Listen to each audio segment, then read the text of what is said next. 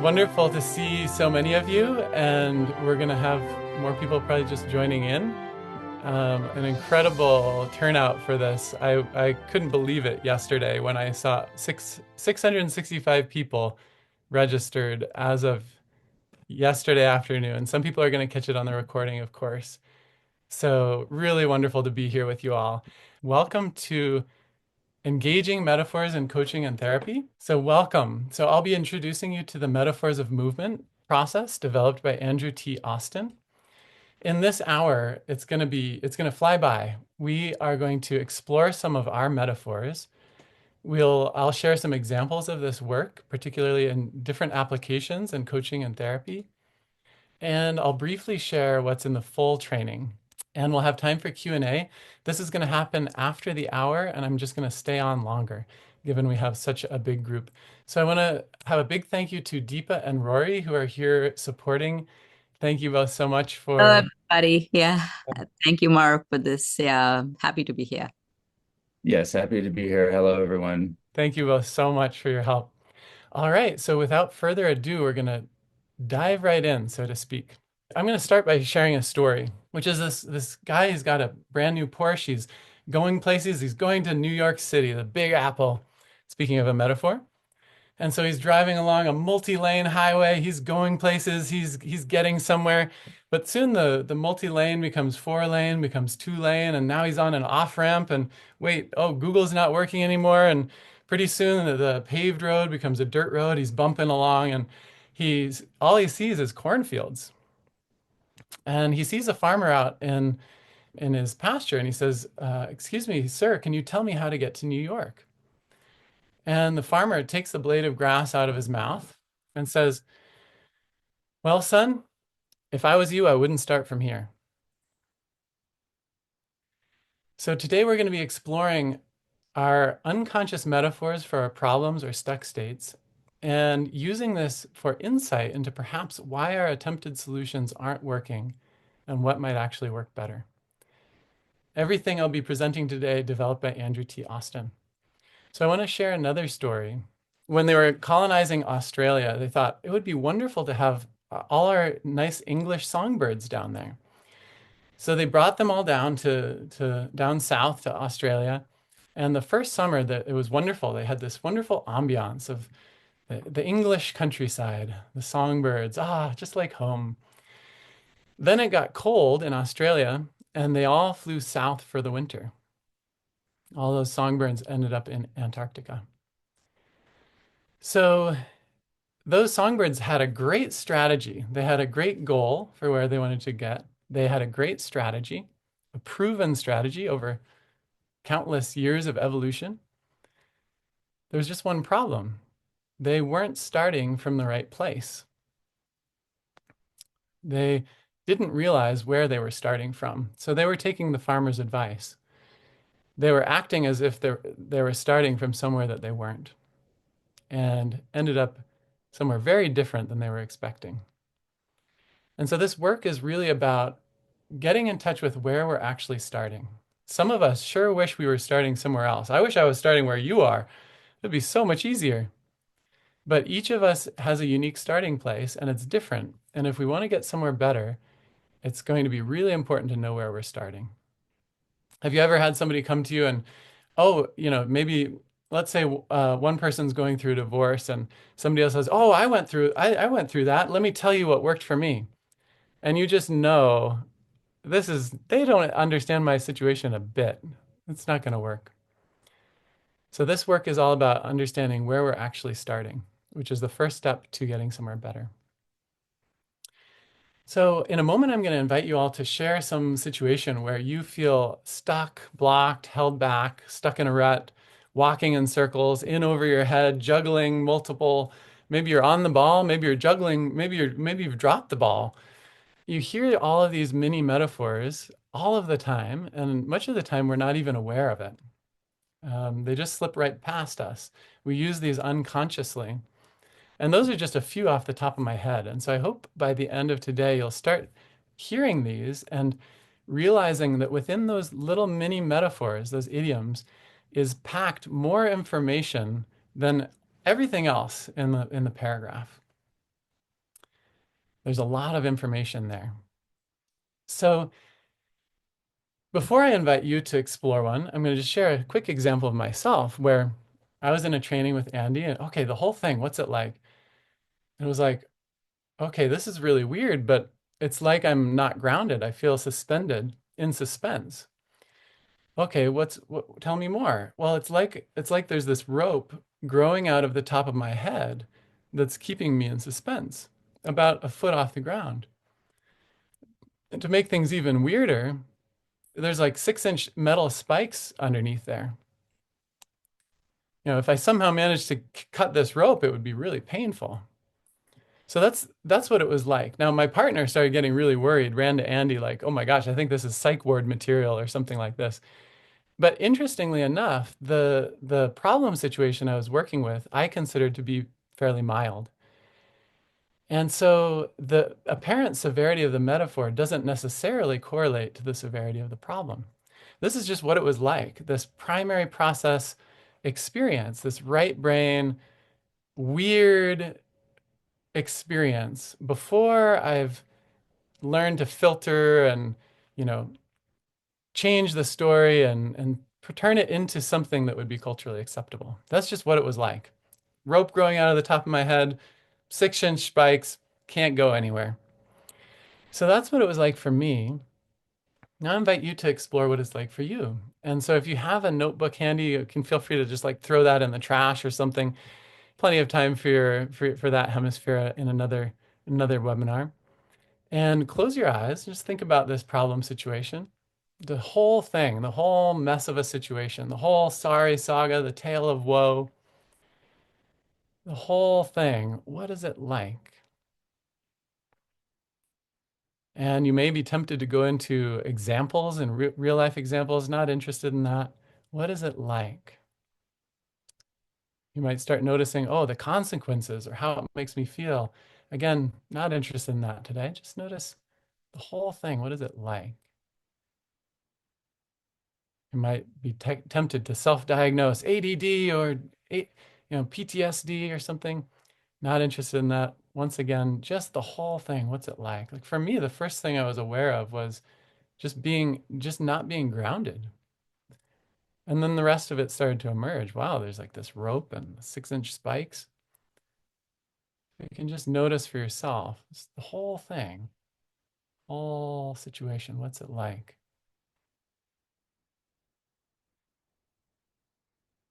And for those of you who are getting the metaphor or the beginning of the metaphor, I invite you to, in chat, type something in that I can draw.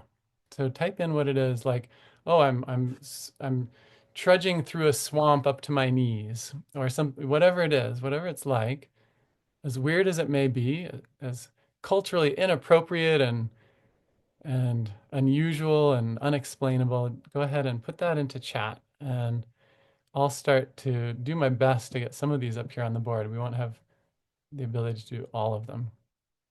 Okay, so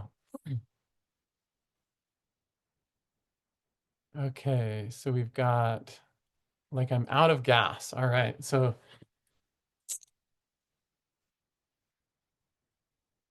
by the way, here's me.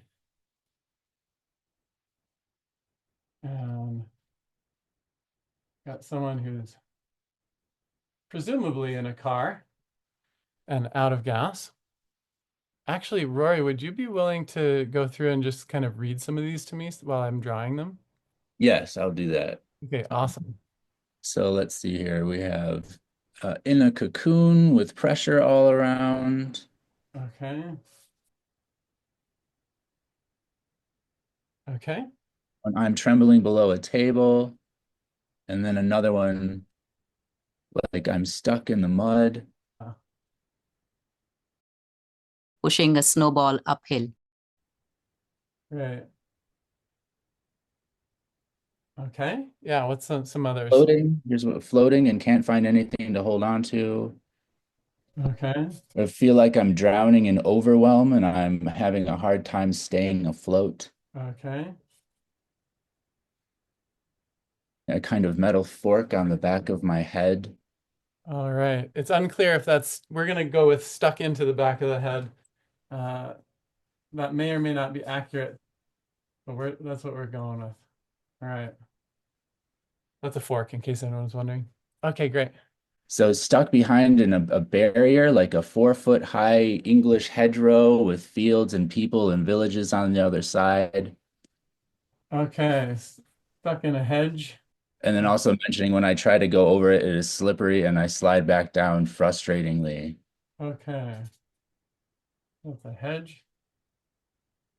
Okay. There's one, it's a top that is pulling me back again and again, coming out from me, and I am trying to go someplace, but that rope that is coming out of my heart is pulling me. What was the first part of that one? A top, it says there, a top that is pulling me back and again, coming out from me. I'm not sure I'll draw this correctly, but I hear a rope attached to the heart. Let's get that much here at least. Okay. And pulling on it, right? Yes. Okay, great. I'm still, and everything else around me is moving, like standing on a rock in the middle of a fast moving stream. Okay. And what else? Tiptoeing around a sleeping dragon. Ooh, all right. All right, here's a sleeping dragon. And then someone mentions a scene where they're thirsty, but they can't reach the water just over the hill. Okay.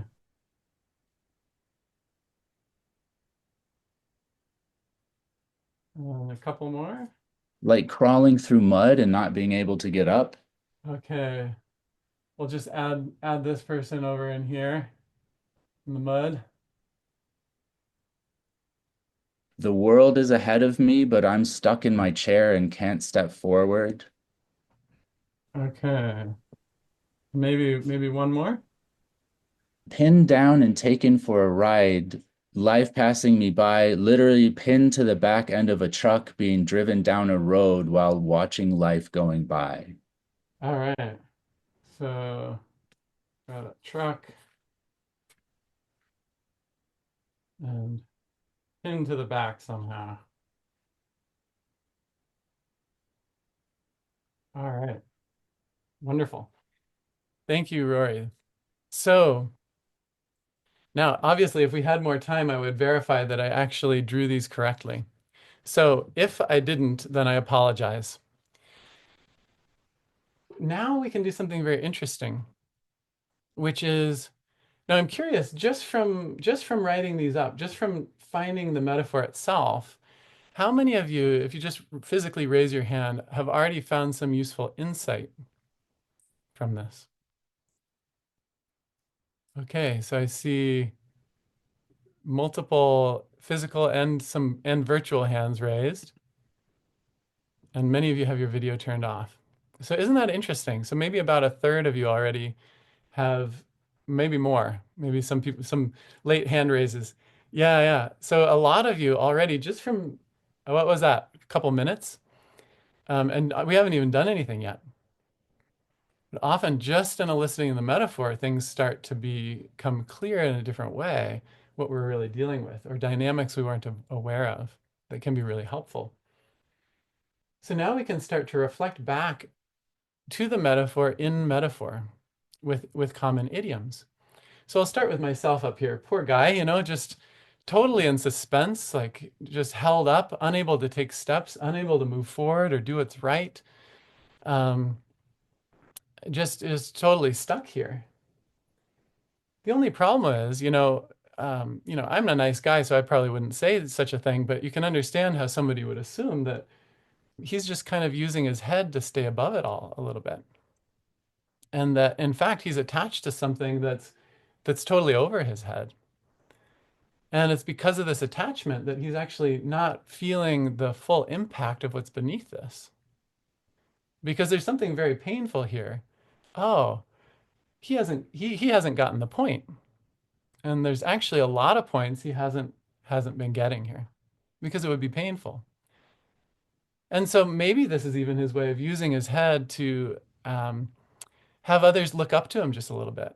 The only problem is he's going to be looking down at everybody else just a little bit and unable to go anywhere. So this is just the beginning, but every one of those idioms matches that experience perfectly for me, what that experience was. Really amazing. This, after doing this for like a decade more, yeah, I guess 15 years now, it's like, it still kind of blows my mind. So another story, somebody who was I worked with, she came in and she said, I know I'm creating this myself. That was one of the first things she said when she walked in the door.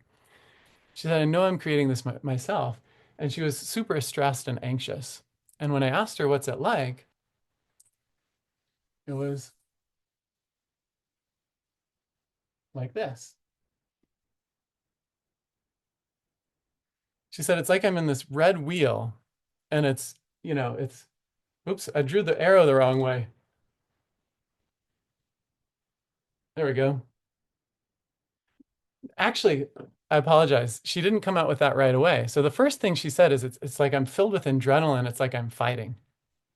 And I said, okay, so fighting like what? And she said, oh, actually, it's like I'm on a treadmill and it's all I can do just to stay in one place. And I said, okay, a treadmill like what? What kind of treadmill? And then as she's getting more and more in touch with what it's actually like, as opposed to the story she's learned to tell, she goes, oh no, it's like this big red wheel and it's spinning and it's all I can do just to stay where I am. I've got a handle on each side that I'm holding onto, but I'm like running in this wheel and there's wood shavings in the bottom of it. Interestingly, she didn't call it a hamster wheel, but we all know what it is, right? Wood shavings in the bottom of it. So I said, well, you're looking forward to the same cycle repeating itself over and over again. And it's all you can do, all your energy and effort just to keep from falling on your face. And she said, I'm not looking forward to this. And I pointed to the picture and said, well, yeah, you are. Look, here it is. And you're looking forward to this same cycle, repeating it. You may not like it. You definitely don't, but you are looking forward to this, just going on and on. She said, wow, well, I don't want to. What do I do? And I said, well, what's the mechanism of this that keeps this spinning? And she said, I don't know. I have the sense it's like something outside, but I like some gears or machinery, but I can't see out there, so I don't know. I said, oh, well, I don't know either. And I said, do you have any other ideas what it might be? She said, no. I said, well, I think it's the same thing that makes a hamster wheel move. And she said, I actually don't know how those work. I've never seen one. And I was like, wow, this is really interesting. And I said, well, okay, so the solution to your problem is you need to get a hamster, which she didn't think that was a very good idea. Um, she said, I'm not paying you until you tell me something better than that. And then the next thing she said is, I have this sense that it's hidden beneath the wood shavings. And I was like, I think I have that same sense. She said, but I don't know what it is. And I said, well, there's one thing I know is hidden beneath those wood shavings. And I know is hidden beneath those wood shavings, and that's your own 2 feet. And she like slapped the sides of her chair and she said, oh my God, how did I not see that? To which I said, well, there were wood shavings there. And so in her case, some people, they're stuck in the mud or, stuck in the middle of a river, you know, attached to something like they're not sure of what step to take, or even if there are steps to take, they might not know what the right step is, or if they have any steps left, they don't know the first step, or how big or small of a step to take. But in her case, she was taking too many steps. And so I told her that I think you're just taking too many steps. And so notice what happens if you just take fewer steps. She said, oh my gosh, it slowed down and it stopped. And interestingly, she said this pain in her neck went away that she had when she came in. Now, the real world situation that she was working with was really severe with this. It was her blood pressure was spiking to as high as 195 in every evening, like a life-threatening. She had to take emergency blood pressure medication, and that still wasn't, it was barely managing it. but it would spike well, it wasn't really managing it. It would still be spiking in the evenings despite all of these medications. And several days after this session, there was a little bit more than we did, but that was the crux of it. She said that her blood pressure completely resolved and her life situation had not changed. She still had all of the same tasks and responsibilities, if not more. She said, if anything, things have actually gotten busier and I've had more demands. And yet she was able to navigate that in a whole different way. So here she was, she had come into the session saying, I know I create this, I know I'm creating this myself. She had that conscious mind, left brain understanding that didn't translate over to the other hemisphere, which was like this. But in eliciting the metaphor and reflecting back these idioms, something happened. And our theory about it is that when we speak about this in idiom, an idiom is a culturally accepted metaphor. So when I say things like, "Oh, you're looking forward to the same cycle repeating itself over and over again," these sorts of things, this is a metaphor that's actually accepted by the culture. Culture is about conformity, about language, that's all the left brain. And so we get the two hemispheres speaking again, and now things can start to happen on their own. And often in a much deeper way beyond any of certainly my ability to consciously figure out a solution for somebody else, much less myself. So let's explore some of these. So just really quickly, so this person is pushing a snowball uphill. This is a lot of energy and effort, and depending on the conditions, it might just get bigger and bigger the farther you go, right? It's like this might just quickly, if you've ever pushed a real snowball, pretty quickly they're unmanageable. And that's even on level ground. So this is likely to just get bigger and bigger the farther you push it up, assuming that there's snow on the ground, of course. Stuck in the mud, one's, crawling through the mud, unable to stand up. So sometimes the things that bog us down make it really difficult to take a stand. And so this person is unable to stand up for themselves right now, and they're getting really dirty and really mired in all of this. And other people are going to see them as dirty people. They're unclean and contaminated. Whoa, keep your distance from that person. Nobody's going to want to touch somebody like this. Not fun. And even though it's a completely natural thing, other people are going to avoid getting involved and because they could end up getting pulled into this too. This person's hunkered, quivering under a table. So now I don't know if they're standing, but I'm assuming if it's a usual proportion table that they must not be standing either. So this is a situation where they're not standing up for themselves either. And there may be good reason for that. We shouldn't always stand up for ourselves, but it means that it's going to be harder for you to be seen. And a lot of your experience is just going to be happening under the table. And a lot of people won't be aware of how much this really affects you and how challenging it actually is. And a lot of people won't even see you at all. If they do, they're going to be looking down on you. So this person is trapped by something that's putting a lot of pressure. This is in the cocoon. Putting on a lot of pressure, but there's transformation possible, perhaps. Perhaps there's transformation possible here.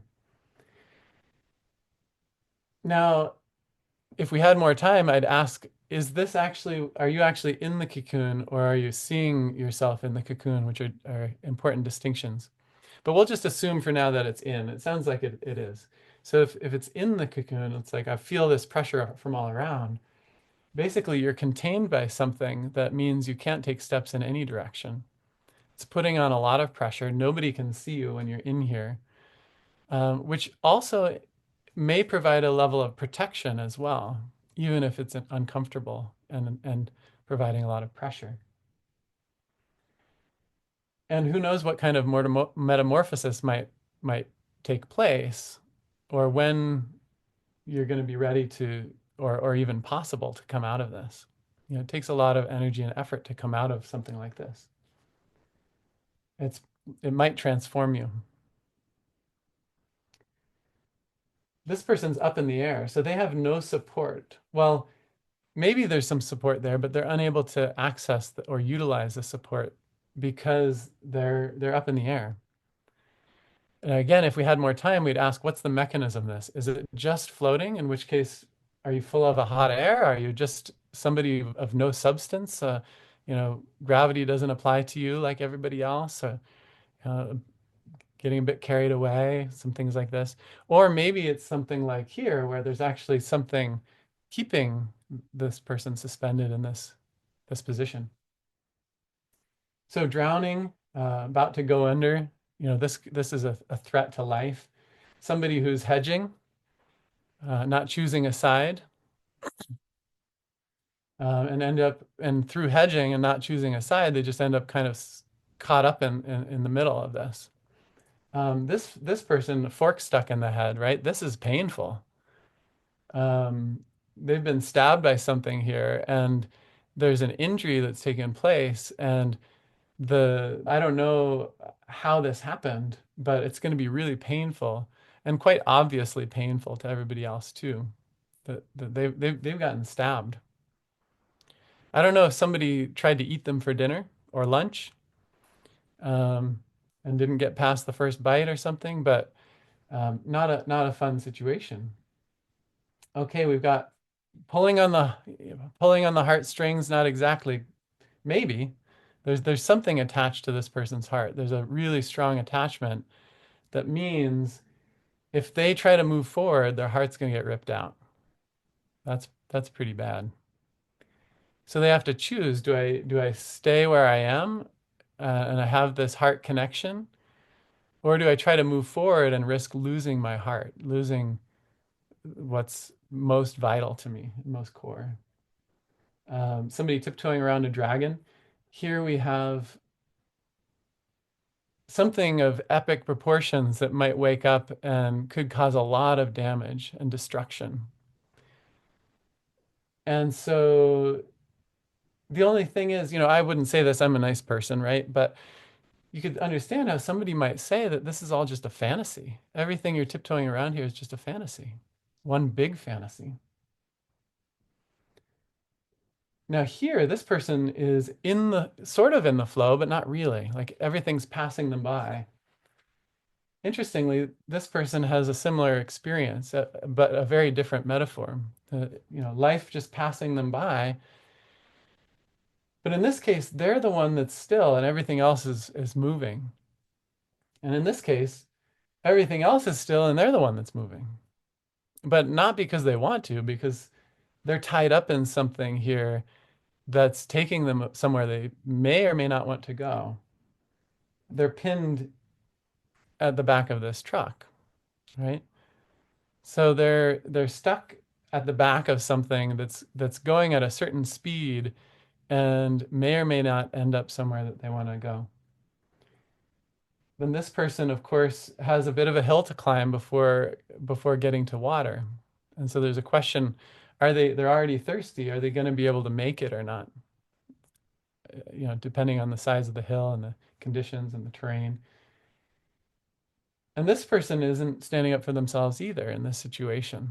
Maybe they can't. I think they're like stuck in the chair in some way. So we could find out more details about how they're stuck. But basically, the whole world is in front of them. They have the whole world to look forward to, but they're stuck where they are. They're stuck, unable to take a stand. And the reason they're stuck is because of the support that they have. The support that they have is keeping them stuck. All right, so that's some very quick and dirty, so to speak, idioms, just reflecting back. And so I'd like to hear anyone who would like to just share your experience of, particularly if one of these was yours, and you want to say, hey, I'm the person in the hedge or whatever it might be. what was your experience of having those idioms reflected back? Anyone who'd like to share? I feel so, a lot of times when you're living an experience because you only live through your own eyes, it can become very singular to think that at any given point, like everything's only being seen through you.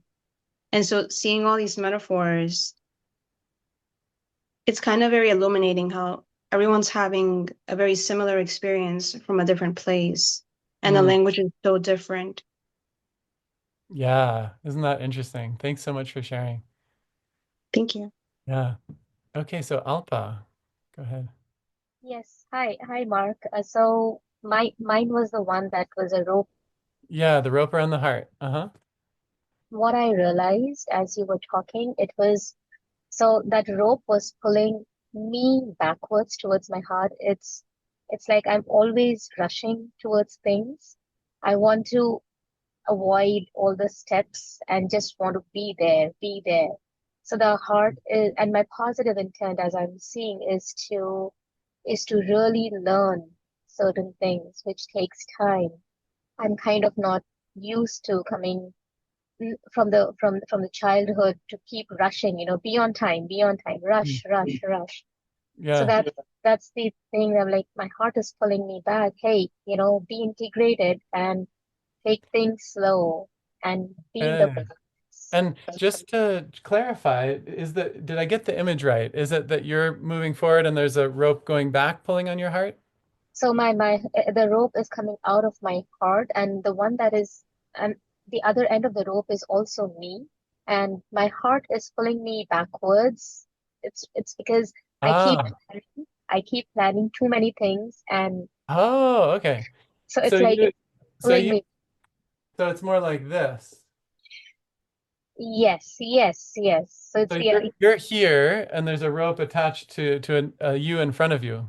correct, and it's pulling me Ah, back. Like, hey, yeah, take time, enjoy the process. That's what you will yeah. be more happy. Okay, got it, got it.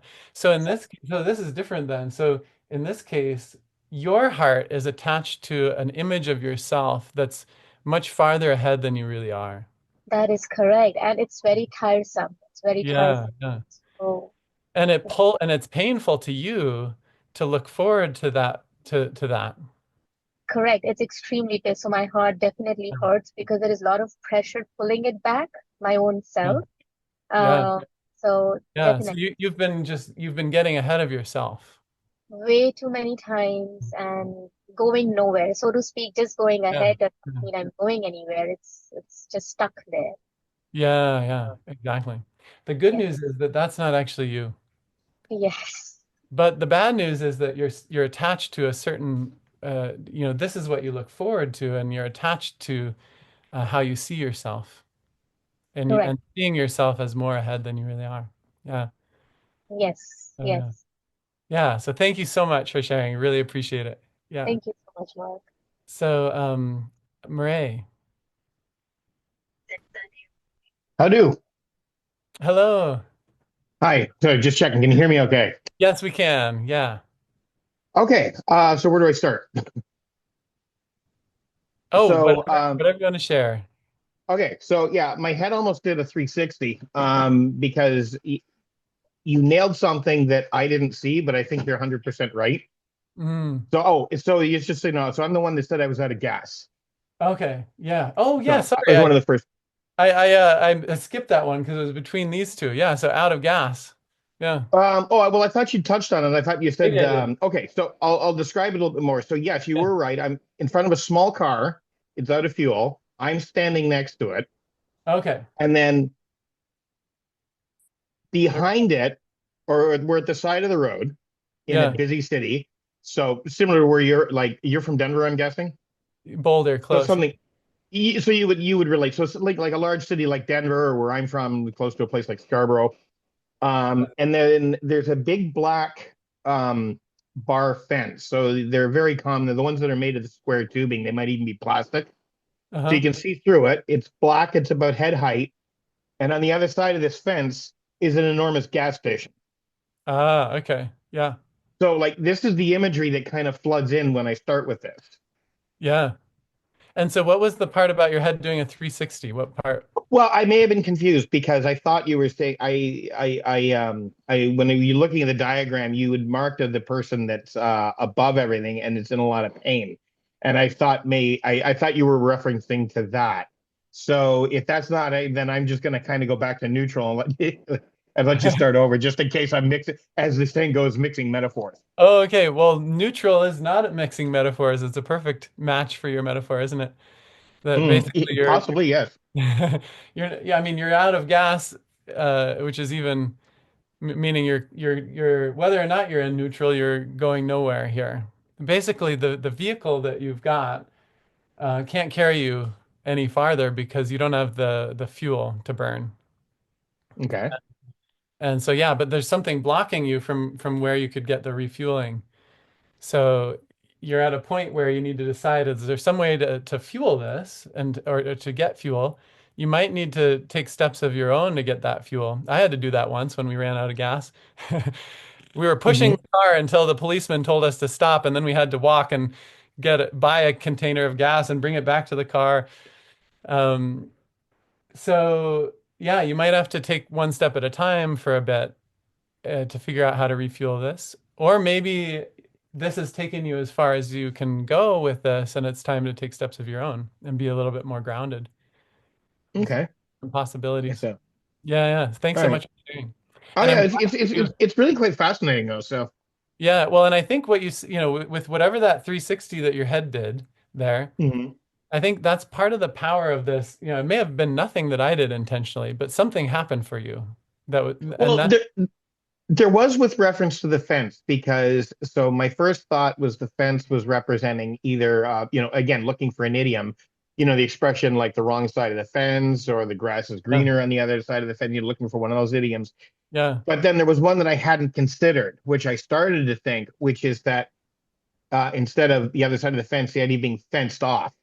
yeah, yeah, So, which actually may be the more accurate. So, in other words, here's the resource I need, but I'm yeah. fenced off from it. You're not And allowed. then Yeah. yeah. So it like that was the 360 because all of a sudden I'm going, hey, wait a second, I'm wrong about the fence. Uh-huh. Interesting. So but yeah, it was kind of an interesting experience at that moment. So Yeah, thanks for sharing. And I think that's a great example about how much can happen just from eliciting the metaphor. mhm. You know, and I'm talking about stuff, but in your mind is going, whoa, okay, making all of these connections. That's one of the beauties of this process is how much can start happening internally. It allows a process to be set in motion, so to speak. So thanks so much for sharing. Oh, my Okay, pleasure. Thank you. Foster, go ahead. Hi, Mark. Thanks for this opportunity. Um, can you hear me? Yeah, I can. Okay. Nice to see you again. Yeah. Yeah. Um, so yeah, I'm the one with the the person standing on one side of the hill and can't get over to the water. Yeah. The water represents a spirituality, Yeah. God, and I don't get over to the other side. It seems like I just putter around in my meditations, not putter exactly, but have a weakness that keeps me from going over the hill to get to the water uh, Mm. Yeah. to quench my thirst. And um, I don't know whether it's just not enough strength to get over that hill, or whether it's some blockage, something maybe that I'm Yeah. tethered to that keeps me from, getting up there. Yeah. Well, now you can start to explore within the metaphor. You know, now you have more of a sense of how many steps is it going to take and is it realistic? Is this something that you can get over or not? Because there's something to, if you're going to take the straightforward approach, there's something you're going to need to get over. And then there's always the question, is this actually what it appears? You know, if you were in a desert, I'd say, you know, this could just be a mirage. But you didn't say anything about a desert. This may well be like the real deal. So all the best for you finding the water, and thanks for sharing. Or maybe you could go about this in a different way, and it might take more steps, but be less of a climb. and then you wouldn't have to get over it. It's just something you could go around. It's something else to consider. Thank you. Yeah, yeah, thanks. So Debbie, go ahead. Yeah, I was pushing the snowball uphill, and when the more I think about it, what I'm actually trying to do is undo the snowball, because when a snowball rolls down a hill, it gets more and more snow and gets bigger, and I'm trying to push up to make it smaller. Ah, So it's just that is isn't. the top of the hill also covered in snow?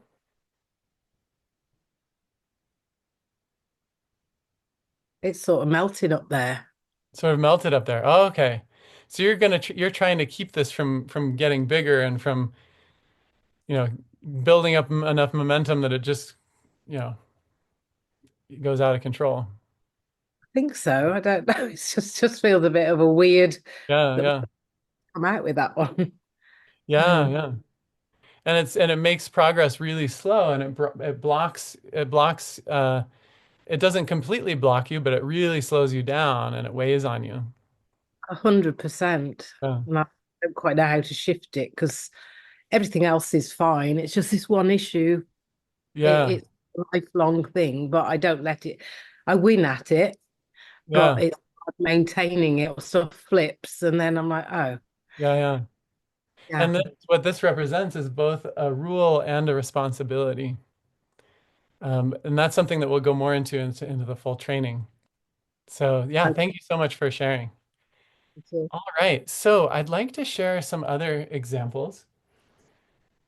And I've got more up here than I can share. When I heard we probably have 700 by now registered for this, I was like, okay, let me see if I can deliver as much as possible within this hour. And inevitably, it's more than is going to be possible. But I wanted to share some examples of different applications of this, how I found it useful in coaching. I'm not a therapist, but those of you who are, can apply this to therapy as well. So there was a conference that I spoke at, and the title of the conference was Breaking Free from Childhood Trauma. So with this metaphor understanding, I thought, okay, who is going to be attracted to a conference titled Breaking Free from Childhood Trauma? Obviously, it's going to be people who feel trapped in something in some way and want to be free from it. It's also going to be attracting people who have a primary strategy of breakthrough, wanting to break through things and break things to get free. And so I came up with the title Freedom That's Indestructible, Dissolving Childhood Trauma with Core Transformation. So I was teaching core transformation, not metaphors. But I was using the metaphor understanding to create the title. So freedom that's indestructible, something that's indestructible is going to really appeal to somebody whose primary strategy is to go for a breakthrough. If they can get a freedom that's indestructible, wow, that's like the ultimate, right?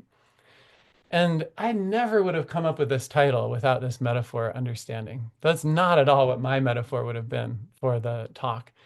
And it was a very successful talk.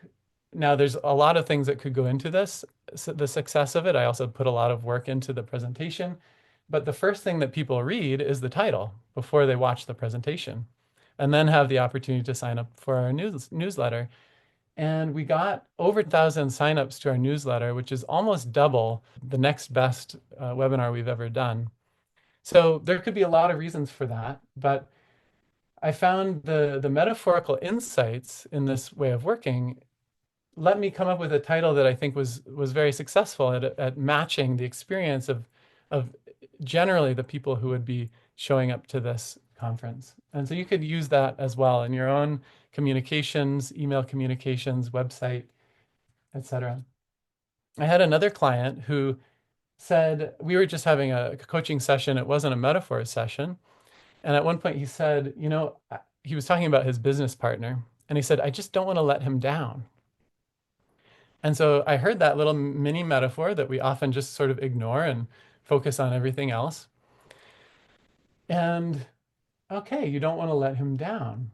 So I'm picturing something like this. Now, I don't know exactly how he's holding him up metaphorically, but it's going to be something like this. And I said, so if you don't want to let your partner down, then you must be holding him in an elevated position. And he said, oh, yeah, I guess so. And so, if you're holding him in this elevated position, you must really look up to him. And you're, putting a lot of energy and effort into this. The only problem is you're taking full responsibility for him. And if you're going to move forward, it's going to be all on you. And it's going to be hard for you, hard work to move forward, but it's all on you. You're doing all of the work here. And he's the one who's more visible. He's the one on top that everybody sees who, you know, oh, and not to mention, he's going to be looking down on you. So here you are, you're doing all the work, putting in all the effort to move this forward. And your partner, who's the one, the visible one, the one everyone looks up to, he's looking down on you. And it's going to get even worse because not only is he looking down on you, but if you stop for a moment, he's going to feel held up by you.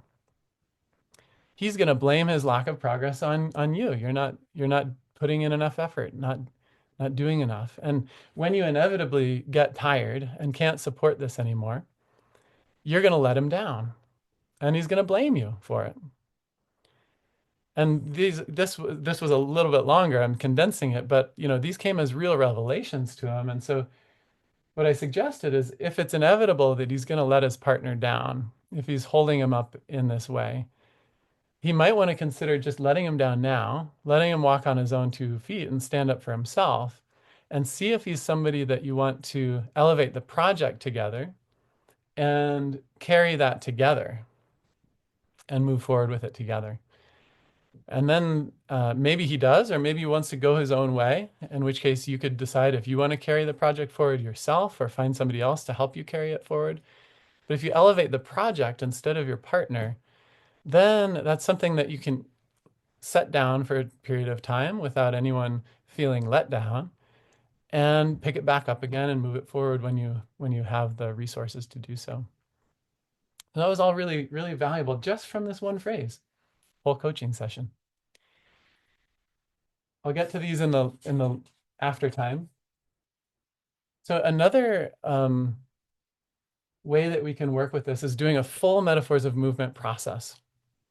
So this means I receive a background form, the issue that somebody wants to work with. I've got all the information there. And in the session, we meet and we go, okay, so the whole thing, what is it like? And then we find, rather than doing the idioms right away, and by the way, when we do the whole thing, we're doing much more than what we did together today. We're also finding out what's left, what's right, what's in front, what's behind, what's up, what am I standing on? We elicit the full metaphorical landscape, which then allows even more of these idioms, as you started to see with the, Murray's example with the fence and the gas station on the other side and all the rest. So we get the whole thing, what is it like? And then we start eliciting metaphor number 2, number 3, and number 4 from other parts of what they wrote down in the background form. So that might be a literal metaphor, like I don't want to let my partner down. Ooh, okay, we'll get that in the session. Or it might be just some key crux point, like I have crippling anxiety, for example. Okay, that's going to be a good one. We'll elicit the metaphor for that. Then we've got 4 metaphors. Now we can start working back through them. These 4 different metaphors, all are on different aspects of a certain problem situation, and start seeing interrelationships between the metaphors and patterns across metaphors, or polarities from one metaphor to another, and it can get an even deeper experience. So if you're interested in seeing this, I just this year made available a full client session demonstrating this way of working with somebody who had lifelong trouble making decisions. Rory, if you would paste that into chat for those interested, you can check that out. But it's available in the Andreas NLP store. And what she wrote after that single session, she said, I'm really surprised, and I'm in fact looking forward to decisions, which is very, very strange for me. After having this challenge most of my life and being told several times that I'm terrible with making decisions, I feel like I'm experiencing a whole new world and way of being. So you can check that out. Interestingly, the whole thing, the whole metaphor, or the whole thing, what is it like? One of the main aspects of that first metaphor was she saw a lot of like photographic negatives, if for those of you who remember when that was a thing. So all she was looking forward to was the negatives. And of course, that's going to make it difficult to make a decision. So there's also this story of somebody who thought she had worked with something already, thought it was resolved. She came to this intro presentation and she discovered that what it was like was these swords stuck into her that were attached to her head. And she had this big aha, like, oh my gosh, in some way I'm still attached to my own suffering. And she didn't know what to do with it from there because she hadn't taken the level 1 training. And so she did wholeness work with this experience, which is another method that we teach at Andreas NLP, and found that extremely valuable at getting a deeper level resolution at this unconscious level that she wasn't even aware of, this aspect of still being attached to her own suffering. She wasn't aware of it consciously. She was very aware of it unconsciously. A very, very hurtful experience. So this can also be a great way of eliciting this juicy material to work with that we wouldn't even consciously know is important until we elicit the metaphor.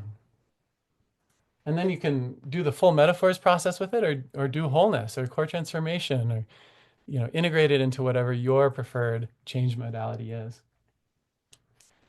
All right, I'll save this story as well. It's a good one though. I will get to that story. It's a great one. Business metaphor.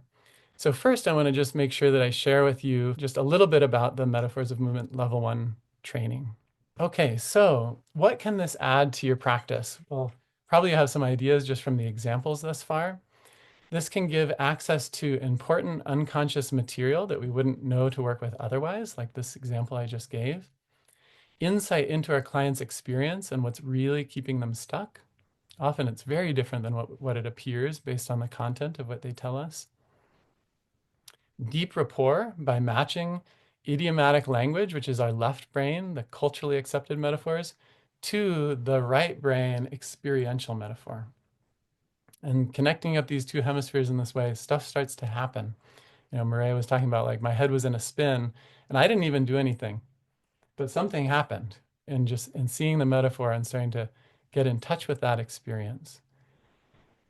To communicate and express complex dynamics without needing to understand them yourself, just trusting the idioms. So frequently, I'm just reflecting back the idioms. I'm just following the process, and I'm amazed at what's coming out of my mouth. It seems like I'm really wise, but I'm like amazed myself at what's coming out and the insights that are coming out, because I didn't know that until I just said it because of the idiom. Really interesting thing. So we can be wise without being wise. It can also add, so we can guide someone to experience at a visceral level why their attempted solution is not working, so they can abandon it on their own and do something different without us needing to convince our client of anything. And that's a really huge one, I think. Often, one thing I learned from Andy is he said, what I realized that often in coaching and therapy, people are not coming for a solution to their problem. They're coming to get me to try to make their preferred solution work. So they have a certain solution, like those birds flying south for the winter from Antarctica. They've got a great plan, a great strategy. It's worked for many other birds in the past. I haven't gotten it to work. I keep ending up in Antarctica. I'm going to go to a coach or therapist. Maybe they'll help me get my strategy to work. When, of course, what we need to do is abandon that strategy and have something else. This makes it very easy to do that. And you can easily integrate this way of working into your preferred modality with clients, as I mentioned, with that attached to the own suffering, or use it as a standalone modality, as is demonstrated in that client session video at the Andreas NLP store. So Metaphors of Movement Level 1. In the training, it's live online over Zoom. The training format is fun and experiential. I'll introduce each topic, share some examples. I'll demonstrate with volunteers in front of the group or with group guided exercises. You'll explore and practice each element in smaller groups, and then have much more leisurely practice in the practice groups, the Monas practice groups. And then we'll have time for group sharing, questions and answers. In the training, you'll learn to distinguish between simile, the story we've learned to tell, oh, I'm fighting, versus the metaphor, what it actually is. Oh, a red hamster wheel with wood shavings on the bottom. You'll learn to elicit the full metaphorical landscape, even when someone says, I don't know. I don't know what it's like. You'll learn to verbalize idioms of cause and effect and get much more fluency with these idioms that match your client's metaphor. It's hard at first, but there's actually a limited number of these that turn up again and again. And once you learn those and have those available, it's really kind of magical. You'll learn to find the identity in metaphor. Who is this person? In case you were wondering about me, up here on the flip chart hanging by my head, I'm just a bit of a dummy hanging out there. Okay, so you'll learn to understand how outcomes are represented in metaphor and gain clarity on your direction. Identify metaphor categories, what each means and what to do with them. Obstructions are about rules, containers are family and society, elevations are about importance, burdens, the responsibilities that we carry, contamination, shame, and of course, beliefs, the bubbles that we live in. And you'll learn to introduce movement within this way of working. So taking steps, growing up, what to do when burdened, and when not to take a stand. And avoid common mistakes in metaphors of movement work and what to do instead. The training includes recordings. You'll have access to the video recording for a year and the audio for life, so you can keep coming back to this, which is super valuable to be able to do. It's okay to miss a section because of it's being recorded, so just catch up on the recording before you join the next meeting. There's a detailed course manual that is really for reference after you have the experience, and access to a Facebook group, which is great for sharing idioms and getting input on metaphors. Post a metaphor and ask for idioms. The group mind comes up with lots of great stuff. And finally, just end on a quote, neuroscientists are building a powerful case that metaphor is far more important to human cognition than has ever been imagined. Many argue it's the fundamental way that brains understand abstract concepts such as love, joy, society, and economy. It's simply not possible to comprehend these ideas in any useful sense, then, without attaching them to concepts that have physical properties, things that bloom and warm and stretch and shrink. That's from The Science of Storytelling. So thank you all for coming. I'm going to stay on quite a bit longer because I'm just really appreciative of how many of you chose to spend your Saturday before the holidays with me and exploring this work together. And I can share these stories as well, but I want to open it up to anyone who'd like to go ahead and virtually raise your hand. And I'll take questions on anything, or if there's more of you who want to share your experience from the previous part, that's always great to hear too. Yeah, Toby. Toby has put some questions in the chat. So Toby has a question. What are some of the less obvious applications in business consulting? That's his first question. Okay, great. Well, let me just go into this story then. Perfect segue. So in the level 2 training, we explore business metaphors. And so this was somebody who, what is your business like? Okay, it's like this covered wagon.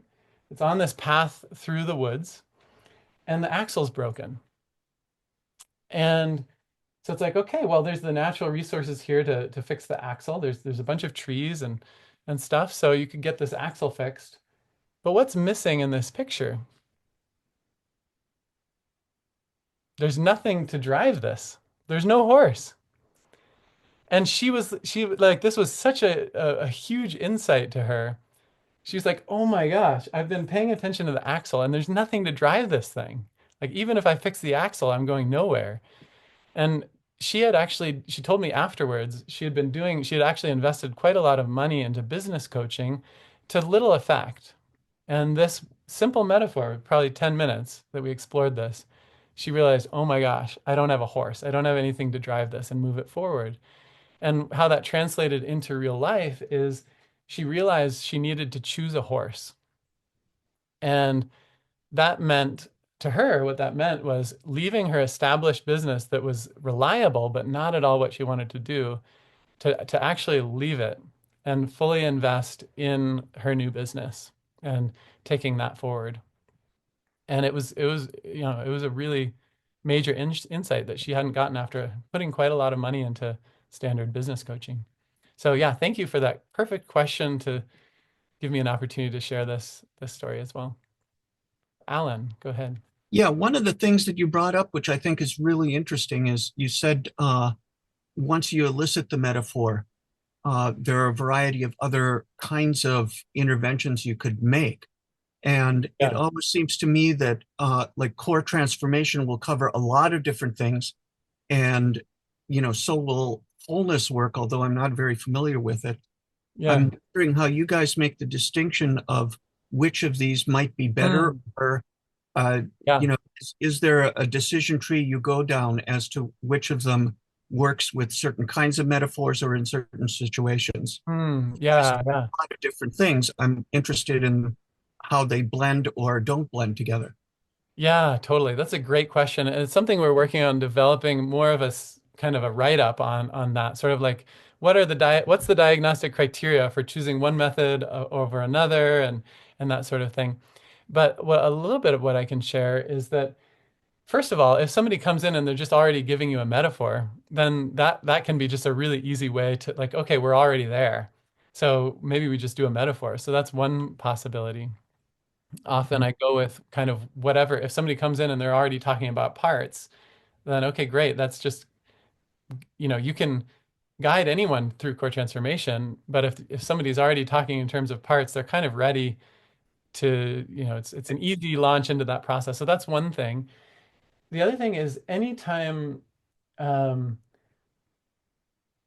this is a gross oversimplification, but in a sense, if the way Andy put it to me once was he said, if somebody's been messed up by the world, I do IEMT, which is his version of eye movement integration. If Mhm. somebody's been messed up by the world, I do IEMT. If somebody's messing up the world, then I do metaphors. Um, for example, that one of the hamster wheel, it's like she said, I know I'm creating this myself. Like there was some aspect in which she was sort of doing it herself, as opposed to like, trauma. Now there can be useful insights though in, similar to core transformation, working with a wide range of things, wholeness, wide range of things. Metaphors can also be really useful with a whole wide range of issues. But it is important to realize that, of course, we're not going to expect all life solutions to have as simple an answer as, oh, just take fewer steps. So sometimes the life situation is going to be much more complex than that, and there's not always an easy solution to things. But if that's the case, that's important to know and to recognize. And sometimes that recognition can save somebody a lot of pain and effort, trying to fix something that can't be fixed. Some things can't be fixed. And so that's another thing we go into the level one training is the container metaphors, the things that are not our fault. We're a victim to it. And anytime anyone said you could do something to solve this, they were wrong. It also avoids the problem. Yeah, I mean, some people simply are victims, they're being bombed or Yeah, whatever. And exactly. what can they manage? The best is, to maybe have a more stoic attitude or to Yeah. work on resilience. Yeah. Exactly, exactly. And that's another thing I really love about this method is that there is this kind of bias in solution focused therapy and positive psychology and stuff towards what's within our control, which makes sense because we can only deal with what's in our control, right? We can't deal with the other stuff. But I've seen so many people who then blame themselves for things that are outside of their control. And that's unfortunate when that happens. When inadvertently, as a coach or therapist, we might assume somebody has agency or control over something that they really don't. It's one of the problems you find in the new age, which is kind of blaming the victim. Well, I'm creating my own reality. Yeah, Other people are doing that too, and yeah, they're the ones that are bombing you, yeah, or whatever. yeah. I Yeah. had somebody, a friend of mine, her boyfriend lifted up a bench of some sort, and his bicep ripped off of his like it ripped off, curled up into his arm because it like detached. Her mom said that he just wasn't being positive enough, and that's why it happened. Yeah. Like, ooh, yikes. Yeah. Yeah. So I hope that gives you a little bit to play with. But one of the other things is sometimes it can just be useful to switch things up and have, if you're doing one modality for a while, it can be useful to explore these things in different ways, and they can each support each other, like, so maybe we start with some metaphors and we get some real insights, and some things maybe they shift on their own. Other things might still be real challenges, real stuck points that then I would transition into wholeness or core transformation with, depending on the structure of the metaphor.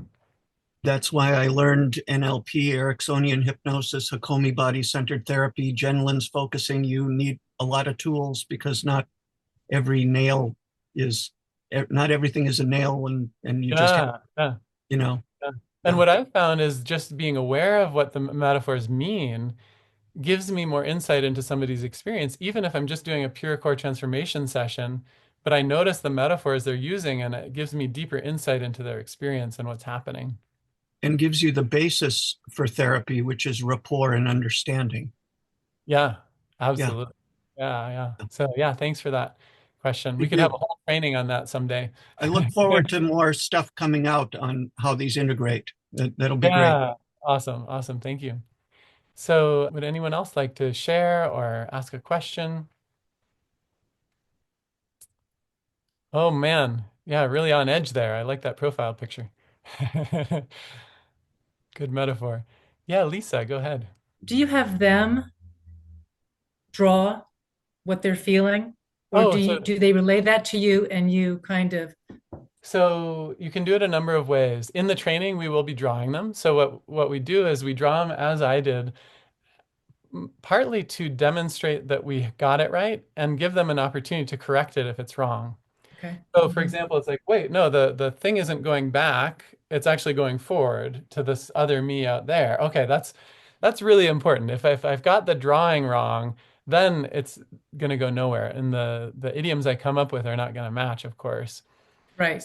The drawing is largely to make sure that I, as the practitioner, have got it right and give an opportunity for them to make any corrections before I go into the idiom. Okay. Yeah. So it's Yeah. a co-creative process. Yeah. All right. Thank you. So in that like full client session video I mentioned, I have it on the flip chart and we do one page per metaphor and go through. So you can do it that way. There's other times where once you have more familiarity with it, you can have more of a confidence that you've got the metaphor correct without necessarily drawing it and checking. But in the beginning, I highly recommend to draw it out and check. Okay, do I have it correctly here? Any adjustments to make, that sort of thing. And then in the full process, there's an aspect later in the process where we intentionally invite the person to look at the metaphor from the outside. And so then the picture can also be helpful for that part of the process too, where you're viewing it from the outside and then applying the real world solution to the metaphor, and some interesting things can happen that way. So yeah, there's lots more to this in the full training that we just don't have time to go into all today. Yeah. Sounds really interesting. Thanks so much for your question. And go ahead, Bob. Mark, I apologize for my camera's not working. If I get you correctly, overall, your approach is to take people from a stuck place to a more resourceful place. And what I'm wondering is, do you integrate, exploit any of the David Grove approaches to maturing metaphors through a string of stages where they, using clean language questioning, that leads to a resourceful state? Do you involve any of that in your No, it's not overall part of model? this model. So Andy has studied David Grove's work. That was clean language. Andy sometimes jokes about this being dirty language. Um, and so, yeah, the David Grove work is worth for sure looking into. And this is a different model and way of working with it. And it's not, we don't even really have a goal here of moving somebody to a more resourceful place, but it's more the goal of helping connect up those two hemispheres that have been disconnected from each other, the conscious mind and the right brain unconscious, getting them connected up, and then more trusting the system to start making connections and like starting some process beginning. So that a lot of the sessions, they end, if it's like a pure metaphor session, the session ends and the person's like, well, wait, we're done? Like nothing's solved here. What's going on? And so often there's this sense of like leaving the session going, wait, I didn't get an answer. I didn't get a solution, and there's stuff up. And people tend to report, it's like, well, I kept thinking about it because I couldn't, it was like unresolved. And yet I started making some connections and then blah, blah, blah. And then some things started changing. So we're kind of enabling a generative process to begin within the person to a large extent. Sometimes what happens is that somebody realizes how crappy it actually is. And they get in touch with that, okay, where am I actually starting? Okay, oh shit, I'm in Australia. Wow, I really wish I was somewhere else. Sorry to anyone from Australia. But those songbirds felt that way, right? I hope to visit sometime, and I don't think I will feel that way. But I'm not trying to go south for the winter. So let's see, I completely went off track and forgot oh yeah, right, about maturing. So yeah, so it's a different way of working than the David Grove model. But one thing that we do that is kind of similar, I believe, I haven't studied David Grove myself. It's on my list, my long, long list, um, is that we don't change the metaphor. So we work within the metaphor. So for example, thank you for the opportunity to share one of my other stories that I had up here. So for this one here, this was a client I worked with who was avoiding learning and wanted to get back into learning, but he was avoiding it. And so the metaphor, we did the whole landscape and there was a lot to it, but a key element was he was basically at this abyss. And on the other side, it was like maybe 30, 40, 50 yards, a long way. There was no way across this. On the other side, it was very beautiful grass, flowers, a very beautiful place. And he kind of wanted to get over there. But there's this big abyss in the way. And so what this is what some of the idioms is that he lacks the understanding to move in that direction and to bridge the gap. So this is a lack of understanding. At one point, as we were reflecting back the idioms, he said, "Oh, I just imagine myself turning into this red parrot and like flying across the abyss to the other side." Now, what I said to him is, "Oh, how beautiful, what a wonderful thing." I said, "There's only one problem. You're not a parrot." Now, I was just following the process because none of us are parrots. We're all humans. So that's one thing we do. If somebody thinks they can transform into some other being or something, we just remind them, The only problem with that is you're not a parrot. And he had the sort of the steam coming out the ears kind of look, and he was like, "Oh my gosh, just a few days ago, I said the same thing to somebody I was talking to about this." He said, "I don't want to just parrot other people's material. I don't want to just parrot this stuff. I want to really learn it." And that just like yet another example. There are so many of these where it just kind of blows my mind. Like I was just following the process. I didn't even notice that that was an idiom when I said it. I just pointed out that he's not a parrot. And 3 days earlier, he had just been talking about not wanting to be a parrot. So that's one key to this way of working is that we don't change the metaphor because we don't know what this represents. That snowball up the hill, we could just say, "Oh, just imagine it's not there." But what if that snowball is my father with Alzheimer's? Oh yeah, just imagine he's not there, right? Great advice. So we can really, if we start trying to change the metaphor or tell somebody to just imagine it differently or something like that, is what we can inadvertently do is then again perpetrate the same thing that people have been experiencing their whole lives, which is that nobody understands me. Nobody actually gets what it's really like. Of course they would have stopped pushing that snowball up the hill if it was that easy.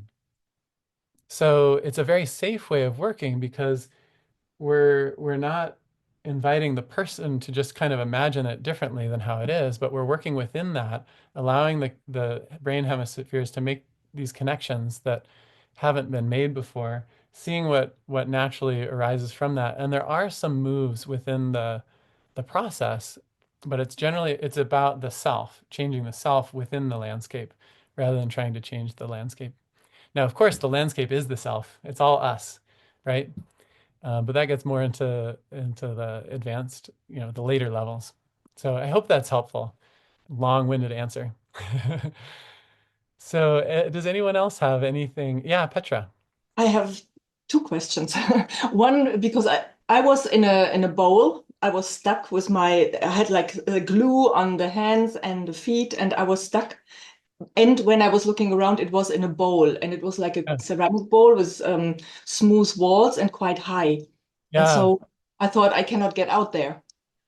Yeah. So I have no clue what this means. So maybe you quickly have an Yeah. idea or something. Yeah. Yeah. So that's something where you're stuck in it, and there's no steps you can take. This is a container metaphor, which means that this is not your fault that it's this way. It's been like this your whole life.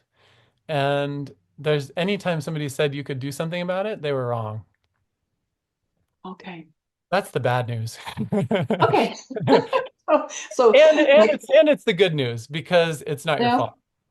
Okay, so I Um, just let go, or I mean, well, how so do there's I one handle thing that? that yeah, so when we find, it's because there's situations like this in life that we're born into a certain family, a certain society. There's so many things that we're born into a certain rules and constraints that existed long before we came along, and we just have to do the best we can, basically.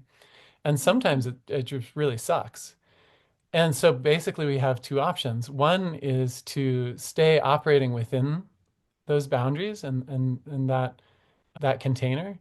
And the other is to grow up and to grow out of it. And I mean that quite literally to like if you just close your eyes right now and just notice what happens when you just literally begin to grow up. Yeah, this is really quick. Then I can look over the bowl. I can grow up and Yeah. maybe step out of it. Yes. Yeah. So and explore that on your own. Yeah, thanks. But it's like, so now your thinking is beyond that, but you're still Mm, contained by it. So there's likely more mm, growing up to do. Now, what that translates to in reality is yours to discover. And it's important to realize that when we grow up out of these, we're going to be vulnerable in a different way. So now mhm, maybe we can take steps, but we're going to be vulnerable and much more visible. And even in a very limiting container where we, can't move at all, it still provides a certain kind of protection. mm. So just, be gentle with yourself and, learning to navigate the world without that boundary. Thank you. Thank you. That makes sense. Yes. Yeah, you're welcome. Mm, yeah. Now, and the And training this, obviously will go much, much more into depth. That was like a Cliff Notes version of what we do with it. But super.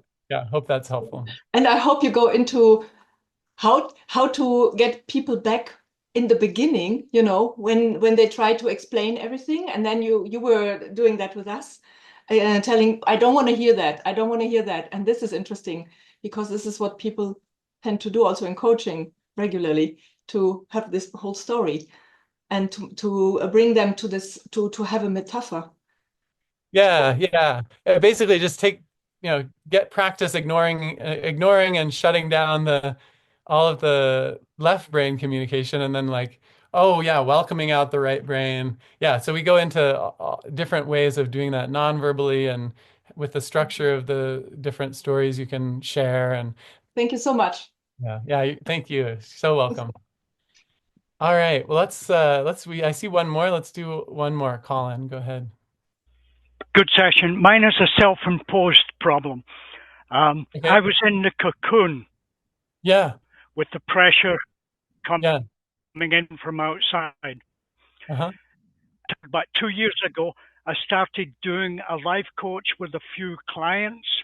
There is so much out there to learn that I could help my clients with, but there's Yeah. only so much time. Yeah. So Yeah. I'm stuck there as well. Yeah. So this is also a container metaphor. Yep. So, Yep. so same things that I just shared, you can explore that for yourself because some of these things, they're just these, there are natural rules to the world that just are what they are, and so the only choice with such things is either to operate within those constraints, within that pressure, or to grow beyond that, knowing that growing beyond that is going to mean being exposed in a whole different way. Yeah, I initially tried out of the logical part of my brain to say I would only take on 5 clients. Mm. But those 5 clients are taking up my life. I love it, but Yeah. Well, congratulations. A lot of people would like to have that problem. yep. Okay. Okay. Yeah. Look forward to learning more. Okay, awesome. Wonderful. Sounds like I'll see you somewhere, if not the training. Great. Just to close, would people like to stay and hear the final one that I had written up here, this final story? Well, you can leave if you want to, of course, catch it on the recording. So this was from my father, Steve. He's passed away now. He had a metaphor when we were learning this from Andy, where he experienced somebody had broken, from his perspective, had broken an agreement. And so my mom, they were exploring the metaphor, and she asked, okay, so what's it like? And he said, it's like they're pulling the rug out from under me. And she said, oh, okay, so you really stand on your agreements. And he said, yeah, I stand on my agreements. Like, I stand firm on my agreements. And that was really true of him. And so from the metaphor, we can now deduce that his relationship to agreements is that he's supported by them. If he's standing on the agreement, he's supported by the agreement. And so that's where he gets his support. The only problem is now somebody else has grabbed the other end of it and pulled it out from under him. And it was very disorienting. And so she explored, well, could you stand by your agreement? Just take a step to one side or the other. It wasn't a very big rug.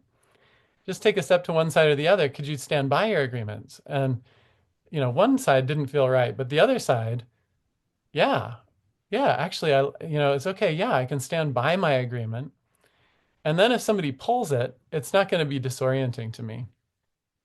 So that was just another fairly quick to share example of how these insights can come in quite quickly, and just a simple shift in orientation can make a huge difference in how we relate to these things. And so I'll leave you with that one as a final story. And thank you all so much for being here. I know many of you are going to be listening to the recording. So yeah, feel free to just unmute and say farewell, and just email us if any questions about any of this. Thank you so much. Thank This was you. really so Mark. helpful. Happy solstice, everyone. Yeah, I'm glad I tuned Thank in. you. Thank you so Thanks, much. Mark. So Merry wonderful. Christmas, Mark. and all the best to Happy everybody. New Year. Blessings. Thanks, everyone. Thank you all. Take Happy care. holidays. Bye. Happy Thank you all holidays. so much, and thanks to Deepa and Rory especially. Take care. Take care, everyone.